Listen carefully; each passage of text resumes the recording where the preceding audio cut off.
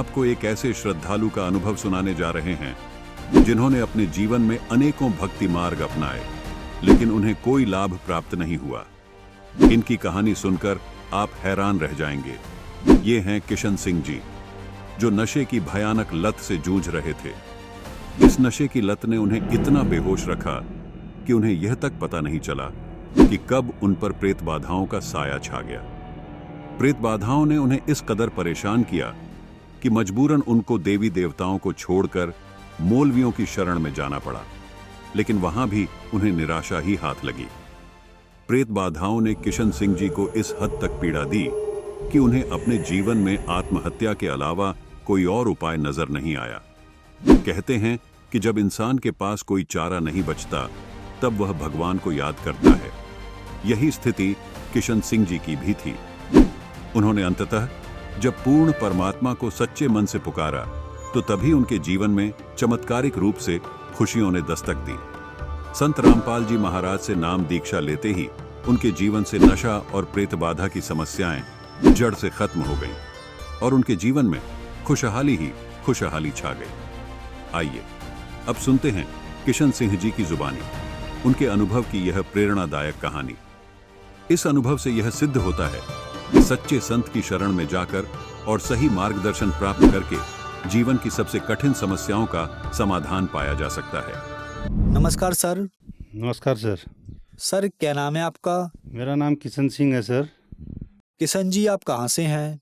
मैं ग्राम तड़ीगांव, post office Pithoragarh, जिला पिथौरागढ़ से हूँ सर, उत्तराखंड। सर संत रामपाल जी महाराज से नाम दीक्षा आपने कब ली? मैंने सर 2018 जून में ली थी। संत रामपाल जी महाराज से नाम दीक्षा लेने से पहले आप क्या भक्ति साधनाएं करते थे? सर मैं गणेश, दुर्गा, चंडिका मैया को मानते थे। वही गांव में पंचकोटि देवता थे हमारे। उसी हिसाब से हम, जो हमारे पितर लोग सिखा गए थे, उसी हिसाब से हम साधना पूजा करते थे। तो फिर क्या कारण बना कि आप संत रामपाल जी महाराज की शरण में आए? सर मैं नशा भी बहुत करने लगा था, फिर उस हिसाब से मेरे ऊपर जादू टोना किसी ने कर दिया था। मेरी तबीयत इतनी ख़राब हो गई कि फिर जो हमारे गांव में जागो लगती है, उस पंचबली में मैंने 1000 रुपया दिया था। वो तो हर परिवार से वो हारते हैं, तो हम पूरे गांव वाले 1000 रुपया देकर कम से कम 1-2 लाख इकट्ठा होता था। वहाँ 5 बकरियाँ और सुंगर और ये 5 चीज़ों की बलि दी जाती थी, तो मैंने भी दिया था। फिर उधर जब गया तो कांपते हैं लोग बात, डंगरिया में गया। मैंने कहा भाई मेरे ऊपर इतनी बड़ी बाधा आई है, आप हमारे इष्ट हैं, इतने सालों से हम आपको मानते हैं, तो मैं ठीक क्यों नहीं हो रहा हूँ? तो उनके बस का भी नहीं था। वो बोले भाई हम कुछ नहीं कर सकते। तो मैंने कहा आज से इस मंदिर में मैं आऊँगा भी नहीं, मैं प्रसाद भी कुछ नहीं खाता हूँ इस मंदिर का। तो इन लोगों ने, सर मैं ठीक नहीं हुआ। उसके बाद मैं तलाश कर रहा था भूत प्रेत बाधा, जादू टोना कहाँ सही होता करके यूट्यूब में।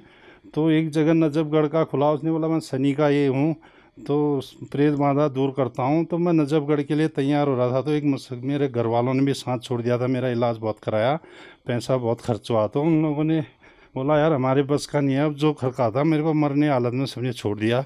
तो मेरे पीछे से भी यहाँ से पूंछ टाइप की निकल गई थी, एक मांग से टाइप का।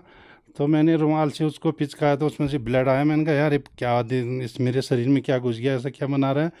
तो सर मैं, एक मुसलमान भाई हैं मेरे, कपड़े की दुकान वाले, मैंने बोला यार नजफगढ़ जाना है, टिकट पानी में दूंगा, आप मेरे साथ चल दो, वहाँ प्रेत बाधा दूर करता है कोई। तो फिर उसके बाद उन्होंने बोला ठीक है चलेंगे। फिर मैं नीचे ईदगाह के पास गया, जादू जंतर वाला था एक पिथौरागढ़ में। उसने बोला भाई तेरे ऊपर जिन किसी ने छोड़ा है, मेरे बस की बात नहीं है, तुम या तो छोटी सरकार बड़ी सरकार बदायूं चले जाओ, या फिर आप किछावा शरीफ चले जाओ लखनऊ में, या अजमेर चले जाओ। मैंने बोला यार वहाँ मैं बेरोज़गारी में कैसे रहूँगा, कैसे खाऊँगा और कैसे इलाज करवाऊँगा, पैसा तो मेरे पास है नहीं। तो बोला ऐसा ही है, वहाँ तो रहना पड़ेगा आपको होटल करके, और ऐसे ऐसे जब तारीख लगेगी आपको उधर जाना पड़ेगा।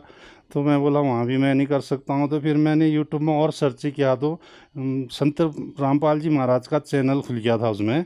तो मैंने बोला यहाँ भी प्रेत बाधा दूर हो रही, तो ये कहाँ है, चैनल क्या है, उसमें पता करा। तो फ़ोन करा, उन्होंने बोला हल्द्वानी में हमारा नामदान केंद्र है, आप इधर आ जाओ। फिर मैं बैठा बस में, टिकट काट के सीधे हल्द्वानी गया। फिर मैंने संत रामपाल जी महाराज से नाम दीक्षा ली हल्द्वानी नामदान केंद्र से। सर, आपके बताए अनुसार आप बहुत ज्यादा दुखी थे। आपने संत रामपाल जी महाराज से नाम दीक्षा ली, तो क्या संत रामपाल जी महाराज से नाम दीक्षा लेने के बाद आपको लाभ भी मिले? हाँ सर, जब मैंने संत रामपाल जी महाराज से नाम दीक्षा ली थी हल्द्वानी नामदान केंद्र से, फिर मुझे उसी दिन से सुरती बीड़ी सिगरेट शराब की इच्छा तो हटी गई थी। फिर मैं वहाँ से प्रकट दिवस हरियाणा गया। उन्होंने बोला 2 दिन यहीं रह जाओ नामदान सेंटर में, आप परसों प्रकट दिवस है वो आप हरियाणा जाओगे, फिर उसके बाद चले जाना पिथौरागढ़। तो मैं प्रकट दिवस में गया, वहाँ प्रसादा अरसादा खाया, अपना आया, पिथौरागढ़ आया। फिर मैंने फर्स्ट मंथ 4 महीने किया तो सर मेरा वो जो मांस का टुकड़ा पीछे से निकला था पूंछ, वो गोल हो गई, अपने आप गायब हो गई और मैं ठीक हो गया। उसके बाद सर मैं सतनाम लेने गया, फिर सतनाम मिला मेरे को आगे को। फिर मेरा मकान में भी किसी ने पुतला बना के डाल दिया था, तो वो भी प्रेत बाधा कर रहा था, तो फिर मकान भी नहीं बन रहा था। फिर संत रामपाल जी महाराज से अरदास लगाई कि ऐसे ऐसे मेरा मकान अधूरा रह गया, दंडवत करने के लिए भी मेरे पास जगह नहीं है, आप कैसे भी मेरे लिए ये मकान बनवा दीजिए करके। तो फिर सर ऐसे ही मेरा मकान भी बन गया, फिर प्लस्तर हो गया, खिड़की दरवाजे सब लग गए और मकान भी तैयार हो गया। फिर ये फ़ायदा हुआ सर। और जो मैं 16-17 साल से दोस्तों के साथ शराब बीड़ी सिगरेट पी रहा था, वो भी नहीं छूट रही थी, तो उसी दिन से नाम दीक्षा लेने से मेरा ये सब व्यसन छूट गया सर। 16-17 साल की उम्र से सीखा, तो मैं 42 साल तक छोड़ने की कोशिश कर रहा था, लेकिन बहुत तबीयत ख़राब हो गई, आंतों में भी दर्द होता था, रोज़ लीवर टेस्ट कराता था, वो कराता था, लेकिन निकलता कुछ नहीं था, वहाँ नॉर्मल आता था, लेकिन मेरे को अंदरूनी शरीर में बहुत तकलीफ़ थी। लेकिन जिस दिन से मैंने नाम दीक्षा ली, तो उस दिन से आज सर मेरे को 4 साल हो गए, न कोई व्यसन कोई मतलब नहीं है शराब बीड़ी सिगरेट से। मेरा लड़का भी बिगाड़ दिया था, सोबत में बिगड़ गया था सर, वो भी नशा करता था, स्कूल से छिपता था, बाद में कहना भी नहीं मानता था, उसकी हालत बहुत दुगली हो गई। मैंने बोला एक ही लड़का है, ये भी मर जाएगा, मेरा कंडीशन डाउन हो गई थी सर। लेकिन नाम दीक्षा लेने के बाद जब मैं घर में आरती चलाता था, फिर धीरे धीरे सत्संग चलाने लगा, और अपना लड़के ने भी सब व्यसन छोड़ दिए और वो भी सही हालत में आ गया, और संत रामपाल जी की दया से अब वो लड़का भी मेरा बिल्कुल सुधर गया है। सर, आप बहुत ज्यादा नशा करते थे। आपने बताया कि आप 16-17 साल से शराब छोड़ना चाहते थे, लेकिन नहीं छोड़ पा रहे थे। आपके शराब पीने का प्रभाव इतना पड़ा कि आपका जो इकलौता बेटा है वह भी ड्रिंक करने लगा, आपको देखा देखी, और फिर आपने संत रामपाल जी महाराज से नाम दीक्षा ली और आपका नशा छूट गया। तो जो श्रद्धालु आज आपको टीवी पर देख रहे हैं, बहुत सारे ऐसे लोग हैं जो नशा कर रहे हैं और नशा छोड़ना चाहते हैं, नशा नहीं छोड़ पा रहे हैं, उनके लिए आप क्या कहना चाहेंगे? सर आज जो युवा लोग बच्चे जो भी हैं, अपना घर परिवार ख़राब हो रहा है, शराब के नशे में डूबे हैं, उन अपने उत्तराखंड के या कहीं के भी भाई बहनों को मैं ये कहना चाहता हूँ कि भाई आप नशा छोड़ दो, अपना घर अच्छा चलेगा। संत रामपाल जी महाराज का ज्ञान समझो, टीवी में देखो, तो आपको पता चलेगा हाँ भाई इन लोगों को जब नशा छूट रहा है, तो नशा विभाग केंद्र में तो छूटता नहीं है सर। तो आप कोशिश करो, देखो संत रामपाल जी की शरण में दीक्षा लेके आप अपना करो, तो पता चलेगा आपको कि लाभ हो रहा नहीं हो रहा करके। संत रामपाल जी महाराज से नाम दीक्षा कैसे ली जा सकती है? संत रामपाल जी महाराज के चैनल में आता है, और ज्ञान गंगा पुस्तक भी फ्री मिलती है। आप कहीं से भी ये वो टीवी में देख के और पुस्तक मंगवा सकते हैं, उसमें देख के, और पीली पट्टी चलती है सत्संग के नीचे, उसमें से नाम एड्रेस लेके आप संत रामपाल जी महाराज से दीक्षा ले सकते हैं और लाभ उठा सकते हैं। धन्यवाद सर। धन्यवाद सर।